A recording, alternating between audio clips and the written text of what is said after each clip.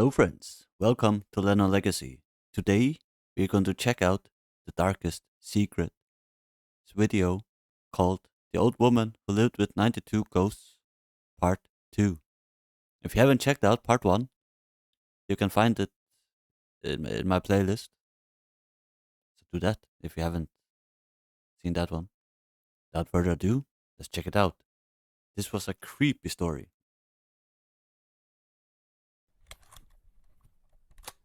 Let's go.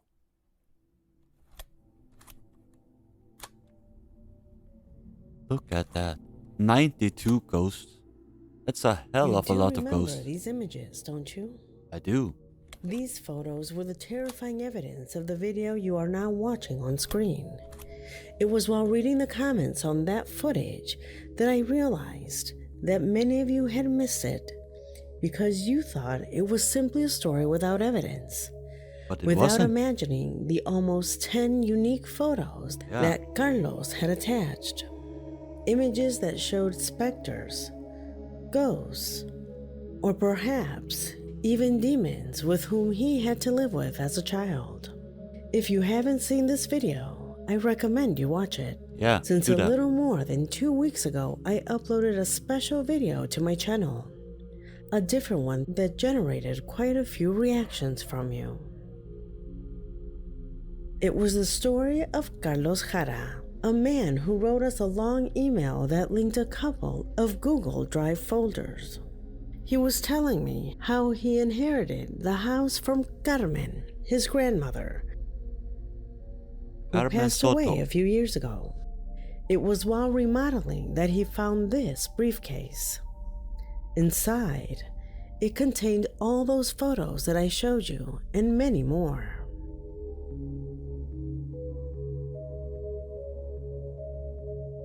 Those are so authentic. Images that were also photos. accompanied by notes indicating the behavior and description of people who were apparently invoked in some sort of ritual, as Carlos called them in his email.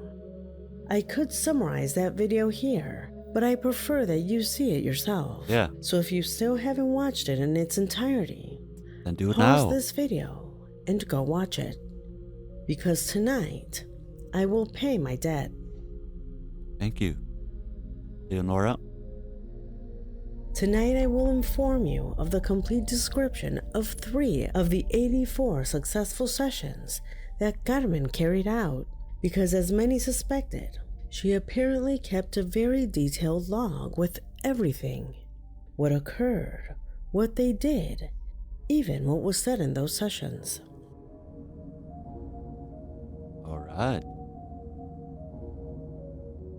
This is one of the photos that Carlos took of the many papers that were inside the briefcase.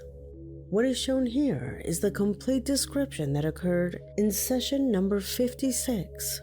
That is why I have blurred it out to only show you it when we get to that session, since what is revealed to us on this page is spectacular. Oh, I'm looking forward to this, man. Also, tomorrow I'll do a part 3 of this video. She made a part 3 today. So tomorrow I'll do a video on it. So be sure to check it out. And leave a like and subscribe if you like the video. Let's continue.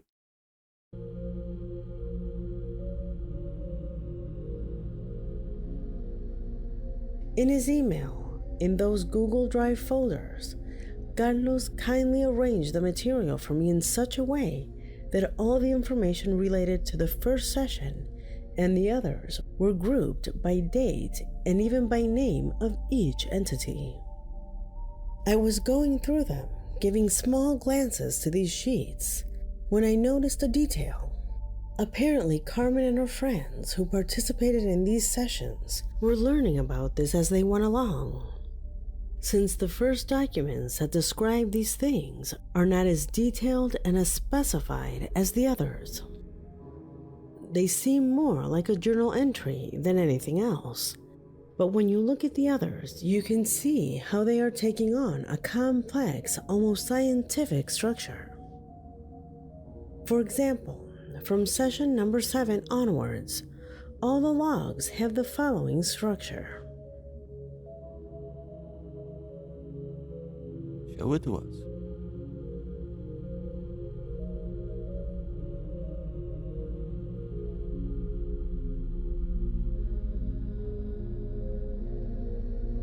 This is gonna be awesome, man. However, the first sessions were much simpler. The documents had only 3 things. Number 1, date, place, and time. Number 2, trigger object. Number 3, process and result. This document that you now see on the screen is according to what Carlos managed to collect, the oldest document without considering newspapers and letters that were found in the briefcase. We will begin this video by analyzing this, which begins by showing us the following information. Date, place, and time, August 22nd, 1966, House of Maria de la Torre, around 7 p.m. That's good Spanish. Trigger object, toy cup, and it ends by detailing the process and result. This is apparently the first registry of these sessions. Carlos believes that they had already done other sessions before. Later, you will know why. The writing is not very easy to understand, but Carlos even went through the trouble to transcribe it with his mother, who was the person who best knew Carmen's writing. First, and as can be seen at the top of the sheet, the date and a place appear. Apparently, the first sessions were not held at Carmen's house, but at one of her friends. But the ghosts was at her house, yeah?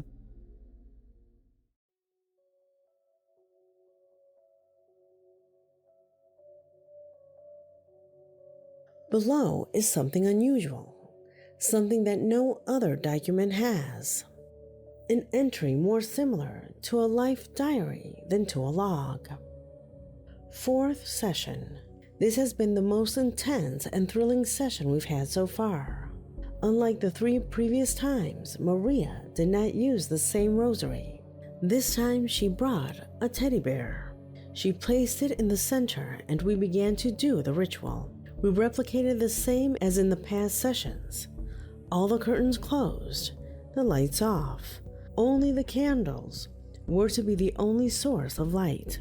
We closed our eyes while Maria told the story of this stuffed animal.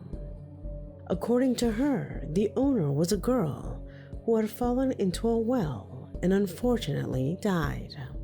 That's Parents sad. hired Maria so that their daughter's spirit would rest in peace, supposedly after paranormal phenomena. I did not believe her very much, especially because later Maria said that since she has this stuffed animal with her, here in the house, sometimes she is awakened at dawn by sounds of dishes moving in the kitchen. This is how she determined that the girl's energy sometimes managed to get out of the stuffed animal, and that Maria suspected that the girl's ghost wanted to come out to play with teacups. Then Maria got up, took the stuffed animal, and took it away. We still couldn't open our eyes, so she described to us out loud everything she was doing. She took the stuffed animal to the kitchen, then brought it along with a set of toy teacups, and placed it in the center of the circle of candles. This was the trigger object.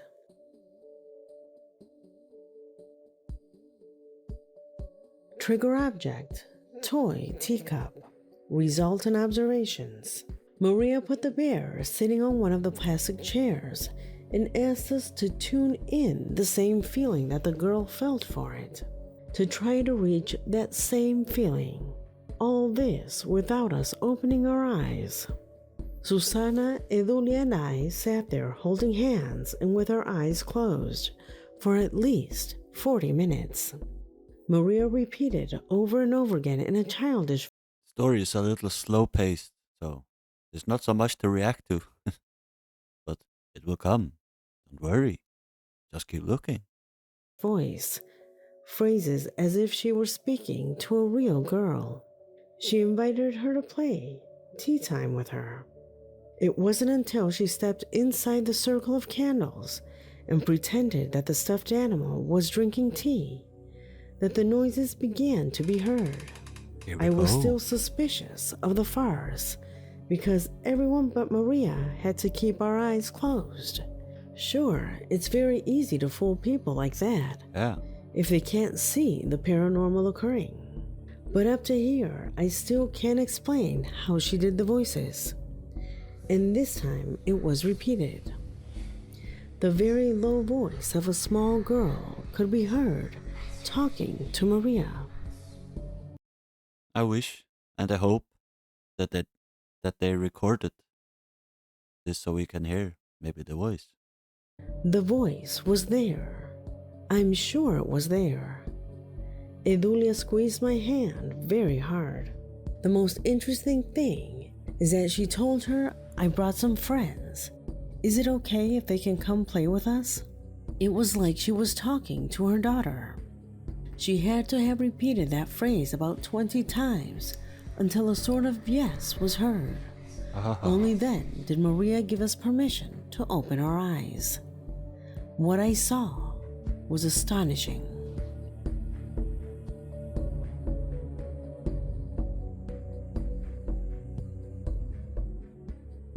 A plastic toy plate slid off by itself a couple of times.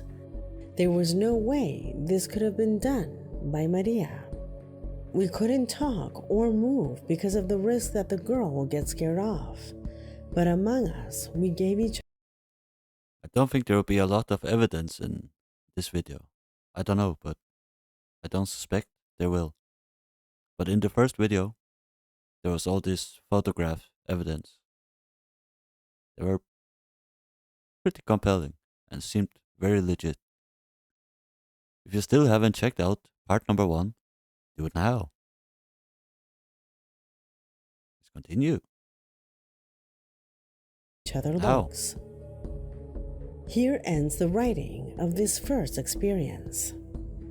Carlos emphasizes this first document since he suspects that no one else was aware of the first logs other than Carmen. Since if you look closely, they have too many personal appreciations. He believes that this session was so incredible for her that she decided to write down everything that happened so that Carmen could remember it better over time, thinking perhaps that it would be a once-in-a-million experience. It was surely her initiative to keep the registry when this became periodic. In addition, he believes that there were pages before these, perhaps with the detail of that session where the rosary spectrum was invoked. Carlos tells me that this was never referred to again. From here on out, though, things start to get more structured and somewhat more professional. Awesome. What you are seeing now corresponds to number 5, a session that, unlike the previous ones, would not take place at Maria's house. This is apparently the first session that took place in Carmen's house. The document is different. It has 6 sections. Let's start from the first line. Date, place, and time. September 5th, 1966. Carmen Soto's house. Around 2 a.m. 1 hour Objective and theories. The before girl will be witching hour. summoned again. Ooh. This time it will be timed how long she stays with us and what other things she can do. Notes will be taken of everything that happened. It is assumed that the more people in the circle, the more intense the energy becomes, which should cause the That makes sense because, as I understand, spirits and ghosts they take energy from you or objects to manifest themselves. So it makes sense. The more people in circle, the more intense the energy. spirit to appear quickly. It is assumed that no more induction meetings are needed. The errors of the last 4 sessions are corrected. Assistants: María de la Torre, Edulia Muñoz, Susana Susan Cisneros, Cisneros, Cristina Escalante, Valentina Valentina Montes Montes de de Oca, Oque de Carmen and Soto. Carmen Soto. Trigger items: teacup plus teddy bear. Background: yesterday, September 4th, 1966, a sheet of paper was provided to all the attendees with a summary of the girl's death. During the session, Edulia read it out loud in order for the five to be in tune with the most similar feeling possible.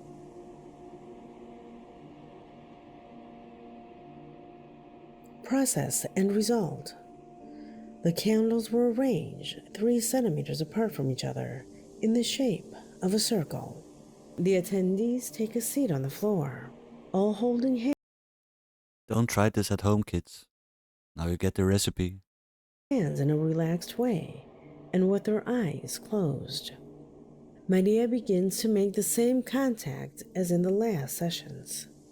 The triggering object begins to move 3 minutes after Maria makes the first contact attempt.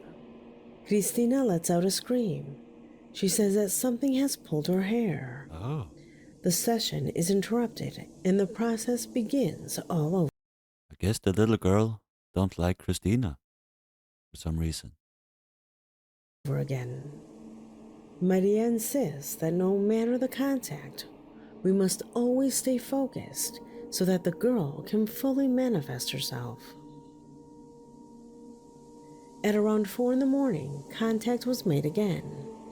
This time the girl wants to play, but not with teacups.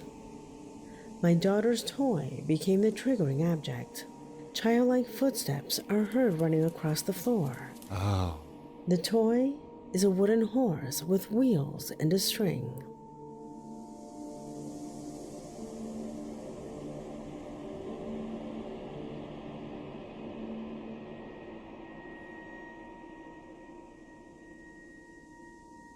For the first time, we can stand up, leaving the circle of candles, and start to follow the girl around the house, who played by dragging the object.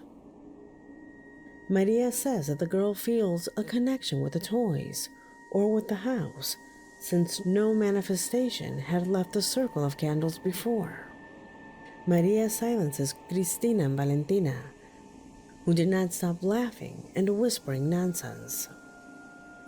On one occasion, some laughter is heard coming. Why would they write all these notes and all of this if it was fake? They have nothing to gain from it, you know? This is 1966. They're not gaining any YouTube viewers, you know, or something like that, Instagram. So what do they gain to fill out all of these notes? Nothing. From one of the bathrooms on the first floor. It makes it pretty Valentina reacts plausible. quickly and manages to take several photographs of that moment.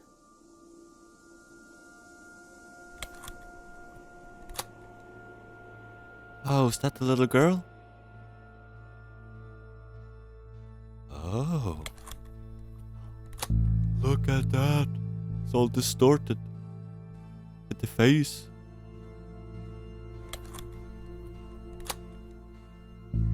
Wow. It's clear as day. And I got the chills. And they're multiplying. Look at the face, man. What the F? Holy air fryer.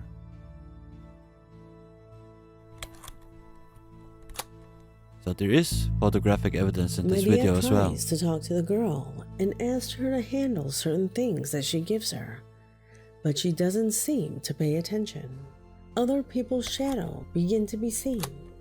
Edulia takes more pictures every time a shadow is seen or a noise manifests itself.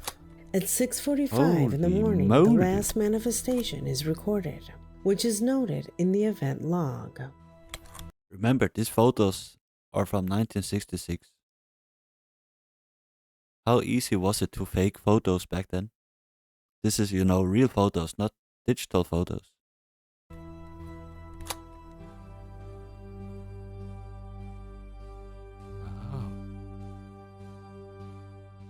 Conclusion. Demonstration lasts approximately 2 hours and 45 minutes. The manifestation can jump from one trigger object to another. 2 hours and Concentration 45 and minutes. silence, both at the beginning of the ritual and also during, is strictly necessary. The failure of the sessions on August 30th and 31st and on Thursday, September 1st, leave clear conclusions. The theory that everything happens because of an exceptional gift from Maria. Cameras can photograph entities, which are interpreted only as shadows to the human eye. Face, man. Theory. Perhaps their presence manifests itself intermittently, and for such short periods of In some way, looks like an old man, with long hair and bald on top, just crying. "Eh." Is it just me? time that the human eye cannot capture them. Edulia presents the theory that perhaps the specters adhere to objects quickly. Maria disagrees. In the next session, an attempt will be made to call the girl using Mighty Vid's toy horse. Only successful sessions will be recorded. What you just saw is the first session documented as a real session. Oh, sorry. With structure, following the scientific method, in fact. I hope you can hear something. At least to me, and while I was reading these pages, the image of the Warrens did not leave my mind. They remind me a lot of this case, since they also indicated that the paranormal tends to take refuge in objects. If the story isn't fake, maybe it's the way you can communicate with them. Maybe that's how these things stay here, because they create a bond with something. Yeah. And maybe at some point, that energy manifests. That makes Carlos sense. clarifies that he does not know why the session was held at his grandmother's house. You may think this is the first time, but it might not be. In session number 6, the group of friends puts the theory of the wooden horse to the test. However, the result of that session would start a series of events that would change both what Maria knew, as well as what the rest of the friends believed.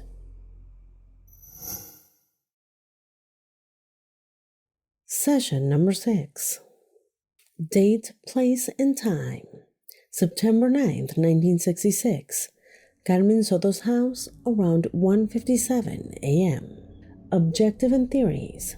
The ghost of the girl was also attached to the wooden horse, since this was the last object she touched before leaving.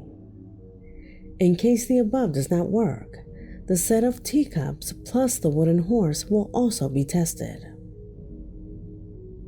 Assistants: María de la Torre, Edulia Muñoz, Susan Cisneros, Cristina Escalante, Valentina Montes de Oca, Carmen Soto. Trigger item: wooden horse. Toy teacup plus wooden horse.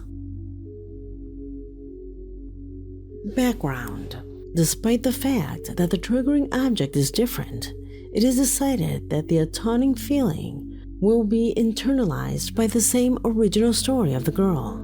Edulia became the official reader, who again reads the sheet aloud. Process and result. The candles were arranged 3 centimeters apart from each other in the shape of a circle.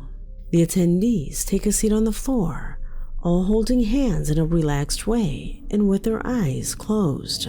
Maria begins to make the same contact as in the last sessions. However, this time there is no response. After 90 minutes of trying, she explains that it's highly unlikely that the spirit will latch on to an object simply by interacting with it. Triggering objects usually holds strong feelings. Yeah. Cristina suggests that we try to go through the whole spectrum of emotions to see if it is possible to call the girl with any of them. We begin to try to tune in to happiness, going through surprise, love, anger, sorrow, and fear. We spent the next 30 minutes trying to tune in to each feeling until we reached rage. It is here where Maria asks us to imagine ourselves as children playing with this toy, and that suddenly, just like that, someone snatches it from us. Just a few minutes into this thought caused things to begin to be heard in the main room. She has arrived.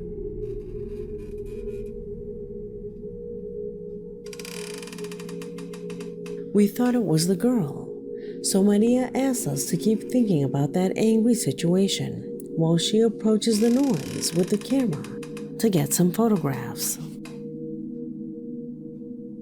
Allow me to get off the subject a little, to tell you the rest in a way that you can imagine what happens next. Sure, they couldn't open their eyes yet, since the contact had not yet been achieved. Apparently, it is the girl who should have allowed the others to play as well. However, the noises felt far away, which is why Maria stands up to try to make contact with her. She remembers I can't unsee it now. Can you? that in past sessions, the phenomena occur within the circle, and it was easy for her to keep the ghost of the girl there. But in this session, things happened differently. First, endearment was no longer the feeling towards the toy. The feeling that triggered the presence was anger, perhaps rage. As concluded in the document during this session, they could not capture anything more than one sound or another. They took several photos in which nothing was visible. But from all of them, they also managed to capture one that would reveal something quite unusual.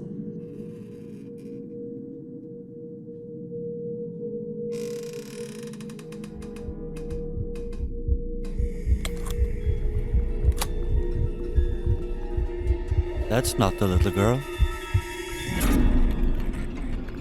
That's someone else. Oh, I got the goosebumps.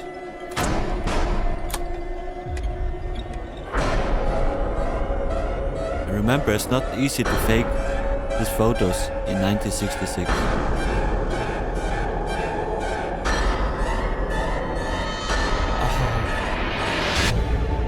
Imagine doing those seances and then see that. How would you react? Would you shit yourself? I sure as hell would. And then I'll run and never come back. Continue. Like creepy ass photos, man. Who is he? I don't know. None of the attendees of Session 6 recognized this man, and they only managed to take 2 accidental photos of him. Carmen, Maria, and the others conclude in this document that it is possible that the spirit of this man had been imprisoned in this toy, and that feeling of rage made him come out, because somehow he died retaining that feeling towards the toy. Unfortunately, neither in this page nor in the following ones is it made clear if they ever found out who he was. What can be assumed is that from now on, they learned that there can be spirits linked to any object. From Session 7 onwards, the group would bring various objects to Carmen's house, some of which was possible to obtain a recording of the most incredible photos of ghosts I've ever seen. Would you like to continue learning more about this story? If so, share this video with your friends. I will. Once this video reaches 15,000 likes, I'll get to work on the next one. Awesome. Making sure most people are liking it. As you already know, I hope you liked this video. I did. Because we have already come to an end. My name is Leonore Clay, and this was The Darkest Secret. And Lennon Legacy.